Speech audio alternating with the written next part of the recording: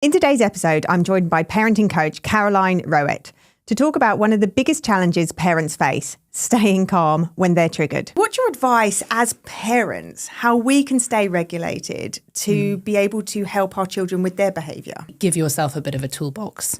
You know, what are the things that help you just take that frustration and anger or whatever you're feeling down a notch?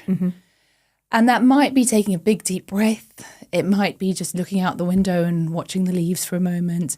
It might be putting that kettle on when you feel that frustration rising and really listening to the kettle boiling and focusing in on the sound.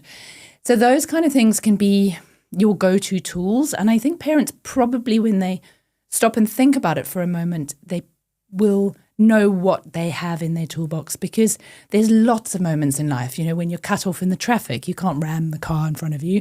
When you're in a meeting and tensions rise, you can't lose it. You have to keep control. So there are lots of situations where as parents we manage to keep control, but we're maybe not taking those tools into our parenting. We're not going to take ourselves all the way back to Zen often, but we can take ourselves down that one step on the ladder, which can be helpful. It's those contributing things, that drip effect that sometimes cause us to lose our temper. They might be screaming at the same time. The baby's kept me up. My husband's trying to get me to focus on something that's really important, whilst the other one needs the toilet for the third time.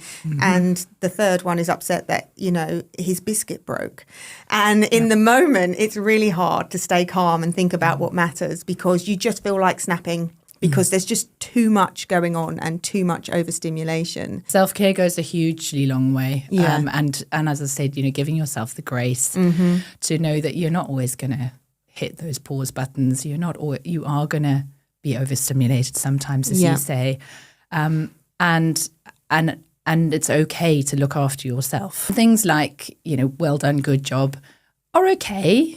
There's nothing wrong with saying it, but they're a bit generic. And I think we can do better if we give it a bit of thought.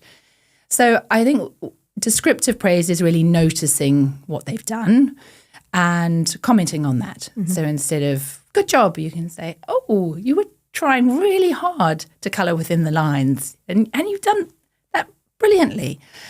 So just taking that extra time to notice and describe what you see and what you like. But the other thing that I think is really important is to actually notice the characteristics or the qualities that your child possesses that enable them to do that thing. So do they have determination? Do they have perseverance? Are they kind? And those things, if they believe them about themselves, it empowers them to do so much more. It's really tempting to want to sort the behaviour out in the moment, and especially if you're in public. Nothing is ever really learned in that moment when they're reactive, and you're reactive. But it's hard to sometimes recognise that and step back. It is hard. And then it's also, what's also hard is to go back to that incident when things are calm and things are lovely and you're having a nice cuddle and you think, oh, I'm going to ruin the moment if I bring up that behaviour. Those moments of connection are the time that it's good to bring up that behaviour. And you say, when you hit out this morning, and I could see that you were really upset and really hurt about what had happened, but I can't let you hit, so we've got to find a different way. What do you think you could do differently?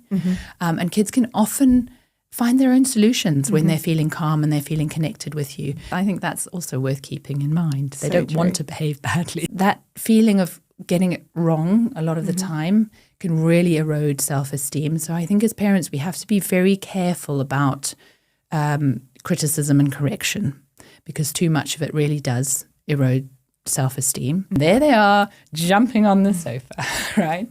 So the temptation is to go in and go, I've told you 100 times. But instead you can go in and you go, I love your energy.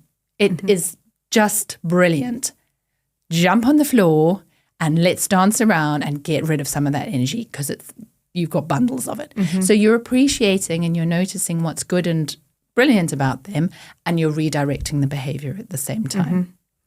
And it helps them to want to do what you're asking them to do. A huge amount of brain development happens in those toddler years. And they are doing all of that without those kind of emotional breaks in place because that connection hasn't been made very well yet. It's starting to be made, but it's quite a long way off. So their their limbic system and their amygdala can kind of hijack their ability to think. And I think that's a useful thing for parents to know, that they're not throwing a tantrum because they're being difficult or because there's something wrong with them or whatever it is, but because they are feeling utterly overwhelmed by their emotions.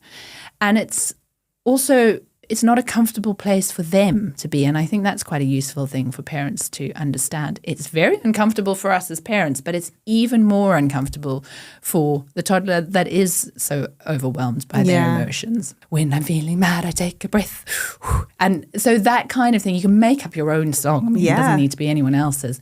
But actually, by singing and breathing, you're helping yourself to regulate and you're helping your child to regulate. And they won't be able to join in with that song until they're feeling just that little bit better, but they might just be able to take that breath through their tears or whatever. And that can help to calm them down. We expect our children to be a bit like a black cab, and spin round and off they go.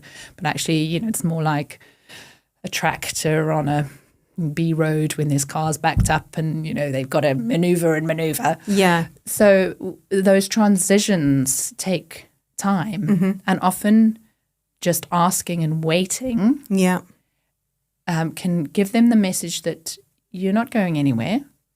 You're not going to be asking them again. There isn't any negotiation happening. You are just going to wait until they're going to do the thing. I find sometimes if you think about the way you're behaving, if you were to act like that in your adult relationships, what would the difference be? And I know if anyone in my family starts yelling at me from another room, I find that really quite frustrating to listen to. And just as you say, I'm never not doing something. So I just want to finish what I'm doing and then I'll come along.